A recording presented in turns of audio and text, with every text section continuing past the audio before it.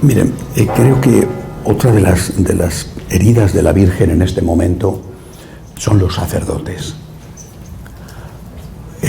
Me parece significativo el hecho de que sean frecuentes en las apariciones de la Virgen.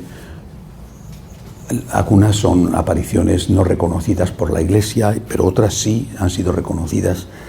Sea frecuente que nuestra Madre le dice a los videntes u oyentes, porque a veces son alocuciones, que está muy preocupada por los sacerdotes. Recuerdo el que fuera mi maestro, José Luis Martín Descalzo, que decía: los sacerdotes son como un puente. De hecho, al Papa se le llama sumo pontífice, es un título heredado de los sacerdotes de la antigua Roma. El pontífice era el encargado de mantener en buen uso, en buen estado, los puentes que unían las dos orillas del Tíber en Roma. El sumo pontífice era un título sacerdotal, pero tenía también esa tarea, y es un título bonito. El sacerdote es un puente que une dos orillas, y él mismo participa de una orilla, que es la orilla humana, y tiene la cabeza tendida, la otra cabeza del puente, a la orilla divina. El sacerdote, y en cierta forma todos lo somos, el sacerdote es alguien que delante de Dios intercede por su pueblo. Somos peleones delante de Dios, abogados. Y el sacerdote es también el que delante del pueblo es el abogado de Dios, es el que representa a Dios delante del pueblo, el que defiende los derechos de Dios delante del pueblo. Esta es nuestra tarea, nuestra misión hermosa y difícil, un puente que une dos orillas. Y decía Martín Descalzo que en las guerras lo primero que se destruyen o que se intenta conquistar son los puentes. Así pasó, por ejemplo, en Europa con los grandes ríos, ¿verdad? De Europa. No me refiero a España, que tenemos ríos de miniatura porque es un país seco, pero los grandes ríos europeos, qué sé yo, el Rin, por ejemplo, el Danubio, ¿no? Bueno, que cuando hay una guerra, y en Europa hemos tenido tantas, por desgracia, lo primero que se intenta es controlar los puentes, y si no se pueden controlar, se destruyen. Y decía este gran sacerdote, decía: el demonio actúa destruyendo los puentes, es decir, golpeando a los sacerdotes. En la antigua Roma, las persecuciones a veces eran selectivas, eran a veces contra los que se estaban preparando para ser bautizados, o contra los obispos, o contra los sacerdotes. Una iglesia sin sacerdotes es una iglesia que no tiene futuro, porque no hay sacramentos, simplemente, y entonces más pronto más tarde esas fuentes de la gracia no pueden llegar al pueblo de Dios. Por eso, repito, el demonio ha golpeado especialmente a los sacerdotes. En otra meditación de hoy hablaré de la carta del Papa Benedicto XVI y cómo él pone el dedo en la llaga del problema de estas crisis sacerdotales, ¿verdad? Claro, un sector pequeñito, numéricamente pequeñito, pero que no debería de haber existido, de sacerdotes, ha abusado de menores. Es terrible.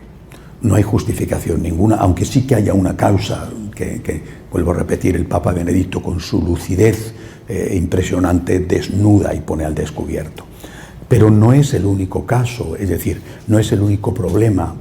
El único problema no ha sido el abuso de menores, abuso sexual de menores por parte de un pequeño porcentaje de sacerdotes.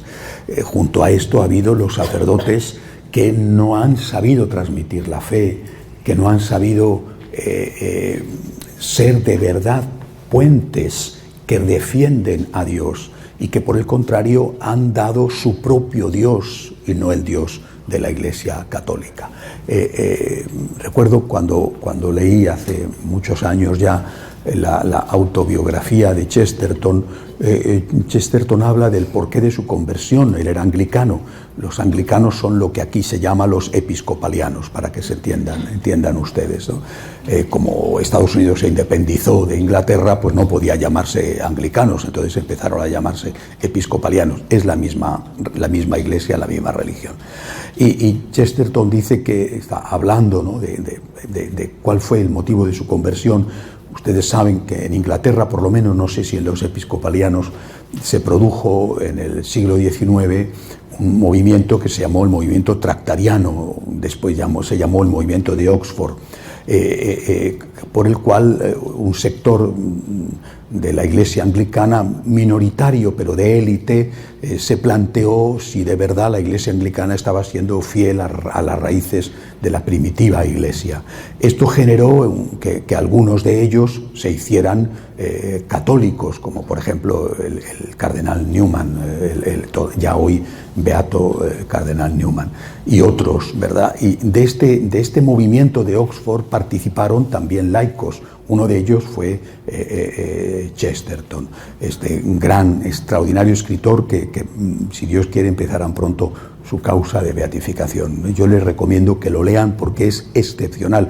Hasta sus novelas, lean ustedes las novelas del padre Brown, que son geniales. Uno de los grandes, no solo de la literatura, sino que creo del pensamiento. Entonces él describe por qué él se ha hecho católico. Él dice que pertenecía a ese sector del movimiento de Oxford dentro de la Iglesia de Inglaterra, del movimiento próximo a la Iglesia católica, que se le dio el nombre de High Church, es decir, la alta Iglesia, mientras que la otra, la Iglesia más próxima a los luteranos, dentro de la Iglesia anglicana, se llamaba la Low Church, la baja Iglesia. O sea, él ya era del sector de la Iglesia próximo a la Iglesia católica. También lo era, por ejemplo, Lewis, ¿no? El de Cartas de un diablo a su sobrino. Bueno, Lewis no dio el paso a la Iglesia católica. También lo era Eliot, el premio Nobel de literatura, el de Asesinato en la Catedral, tampoco dio el paso a la Iglesia católica, pero algunos sí lo dieron. Y entre otros, digo, Newman o por ejemplo, Chesterton. Y Chesterton dice que él, estando en la alta Iglesia, en la High Church, él podía rezar el rosario, ¿no? Porque la Iglesia anglicana, la Iglesia episcopaliana, se entiende a sí misma con un sentido muy inglés, el de la privacidad, ¿no? Myself, yo mismo, se entiende a sí misma como una especie de lo que en España decimos cajón desastre. Cajón desastre. El cajón desastre es un sitio donde cabe todo, donde te puedes encontrar con todo. Bueno, podríamos llamar cajón desastre o bolso de señora, ¿no? Donde puedes haber absolutamente de todo, de todo, de todo. De esos bolsos de todos grandes que llevan algunas señoras que pueden pesar como 20 kilos, ¿no? Donde llevan literalmente de todo. Ahí puedes sacar desde una lima para las uñas a un emparedado de jamón. Es decir, ahí hay de todo. Bueno, pues la Iglesia anglicana es un cajón desastre, ¿eh? Todo cabe. Y Chesterton dice, yo no podía estar más en una iglesia donde se me permitía rezar el rosario. ¿Por qué? Dice, porque yo no quiero estar en una iglesia donde se me permite rezar el rosario. Yo quiero estar en una iglesia donde sea obligatorio rezar el rosario. Yo no puedo estar en una iglesia donde se me tolera como una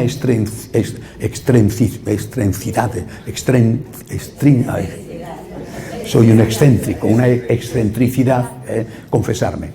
Yo no quiero ser un excéntrico que se confiesa. Yo quiero estar en una iglesia donde sea obligatorio confesarse. Es decir, yo no quiero estar en una iglesia donde se me tolera, este es un excéntrico, ¿no? Es una excentricidad, ¿no? Esta persona es un bicho raro, pero le permitimos, porque aquí cabe todo, y somos muy tolerantes, ¿eh? Oiga, que es que en la Iglesia anglicana de Inglaterra las estadísticas dicen que la mitad de los sacerdotes no creen en la resurrección, de los anglicanos, o sea, claro, pero no pasa nada. Bueno, a eso hemos llegado, ¿verdad? Yo no quiero estar en una iglesia así, donde a ti se te permite. Eso está siendo la Iglesia católica. A eso se está convirtiendo la Iglesia católica. Datos oficiales de la Conferencia Episcopal Alemana en una encuesta anónima sobre el clero alemán.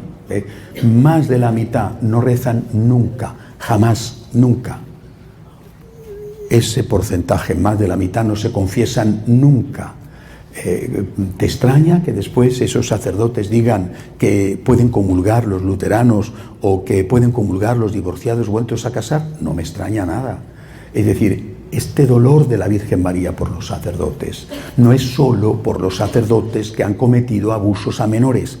Nos están manipulando para que fijemos nuestra atención en un punto concreto, que es horrible, que no tiene justificación y que no lo voy a comparar diciendo si es peor o mejor que las otras cosas. Digo que no es lo único.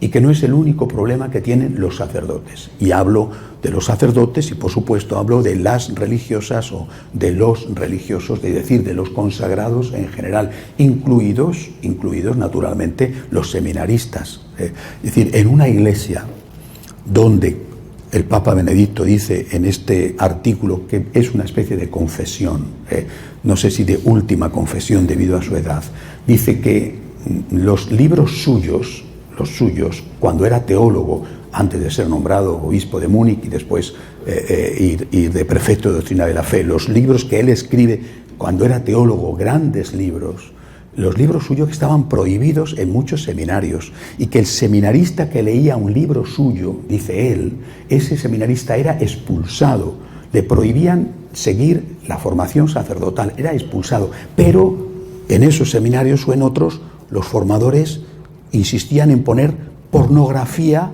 a los seminaristas, porque dicen, así de esa forma saben lo que les espera en el mundo, como si el seminarista necesitara al rector del seminario para ver pornografía, mire usted, como si fuera tonto, ¿no? Si quiere ver pornografía no necesita que usted, su superior, se la enseñe, que ya lo irá y lo buscará él solito, ¿no? Es decir, prohíben los libros de Ratzinger y los expulsan del seminario, pero les enseñan a ver pornografía a los seminaristas. ¿Creen que esto no le duele a la Virgen? Es decir, polarizar la tragedia del sacerdocio contemporáneo en el tema del abuso sexual a menores es reducir el problema. Insisto, porque a veces recuerdo una señora me dijo una vez, es que usted no puede comparar, es que esto es horroroso. No estoy comparando, eso es horroroso y no tiene justificación ninguna. Estoy diciendo que no es el único problema. Y que la inmensa mayoría de los sacerdotes, la inmensísima mayoría, jamás han abusado de un menor. Bueno, ahora como abuso es todo, a lo mejor alguno le ha dado un capón a un menor.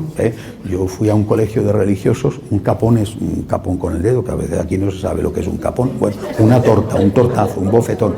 Yo fui a un colegio de religiosos y los religiosos que atendían ese colegio, en aquella época, pues oye, nos pegaban de vez en cuando un par de buenas tortas y además con la regla nos daban en la mano así con los nudillos. Yo jamás me sentí vulnerado ni nada, éramos unos diablillos, ¿no? No digo que eso se tenga que seguir haciendo, pero mi mamá me daba con la zapatilla y no le hacía demasiado caso, ¿no? Era peor cuando mi padre se enfadaba, pero mi madre le daba la zapatilla y gritaba tal. Hoy en día a mi madre la hubieran metido en la cárcel inmediatamente, ¿no? Me parece que no podemos juzgar el pasado con los criterios del presente, que por otro lado no estoy muy seguro de que sean criterios adecuados, pero en cualquier caso el pasado es el pasado y aquellos eran otros métodos educativos. Digo, no estoy diciendo que se pueda usar la violencia y desde luego de ningún modo el abuso sexual. Insisto, no es el único problema. Y cuantitativamente hablando es muchísimo más grave. En la crisis de fe, la crisis de espiritualidad que viven los sacerdotes y que se nota después, como les decía a ustedes ayer, en que los lunes no celebro misa. Pero ¿qué me estás contando? ¿Tú eres un funcionario entonces? ¿Tú no tienes una relación con Jesús? ¿Por qué te has hecho cura?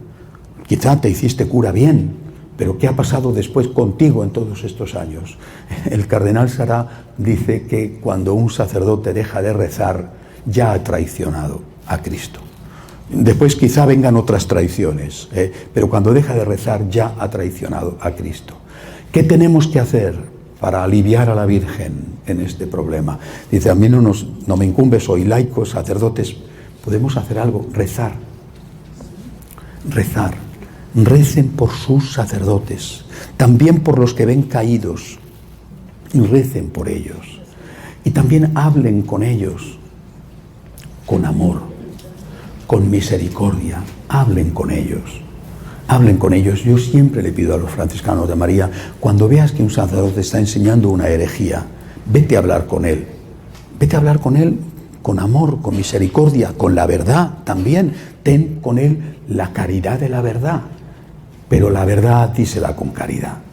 La verdad dísela con misericordia. Porque a veces están solos, se desvían, no saben lo que están haciendo, y no faltan, se lo aseguro a ustedes, no faltan las típicas señoras que le van a decir al cura qué bien habla usted, padre. Y a veces es un desastre en todos los sentidos, es una cosa aburridísima y llena de herejías. Pero siempre vas a encontrar alguna que no se ha enterado de nada, pero que va a decirle qué bien habla usted, padre, a lo mejor para que luego a cambio le permita encender las velas, con lo cual ya tiene su vida realizada. Soy la que enciende las velas en la iglesia, fíjate, ¿no? Oh, madre mía, qué importante soy, enciendo las velas, ¿no? Soy la que plancha el baño, hoy no sé qué hago, qué importante soy. Bueno, es lo que hay, ¿verdad? Recemos por nuestros sacerdotes, por favor acompáñenles con la oración, apadrinen sacerdotes espiritualmente y después hablen con ellos. Cuando vean que algo no va bien, hablen con ellos. Tengan este acto de misericordia, de decir, padre, esto que usted dijo no lo he entendido bien, ¿cómo? Esto no es lo que dice la Iglesia, esto no es lo que enseña el catecismo, ¿cómo puede usted decir esto? Con amor y con misericordia. No podemos dejar solos a los sacerdotes. El demonio está bombardeando los puentes, pues tendremos que defender los puentes. Aunque no sean perfectos, tendremos que ayudarles, porque de lo contrario nos vamos a quedar sin sacerdotes.